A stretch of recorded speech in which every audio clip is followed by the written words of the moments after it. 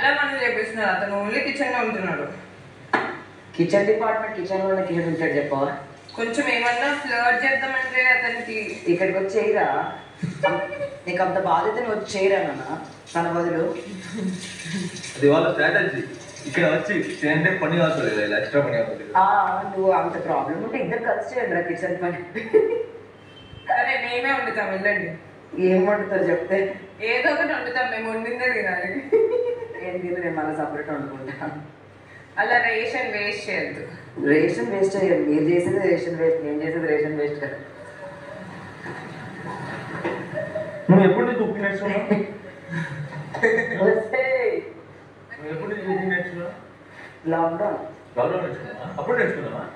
ఒక్కదాని ఉండాలి. అలా ఫిట్నెస్ ఎలా చేస్తుందో ఇప్పుడు చెప్పాను కదా, నేను అడిగినా ఎందుకు వర్కౌట్ చేయలేదు ఈరోజు, అది ఎవరు రాలే, వెళ్ళి చేయని చెప్పి. ఇంకా ఇన్స్పిరేషన్ ఆమె చేస్తుంది కూడా నువ్వు చూడాలి కదా. అవ్వా Manikanta I have to talk to you after few minutes. ఈ గురించి ఒట్టుగా నువ్వు ఎంకమ్మ నేనేం మాట్లాడలేదు అది. ఎందుకు మణికంఠ వచ్చిందే అందుకని చెప్పావు కదా. వస్తే నేను మాట్లాడుకుంటాను.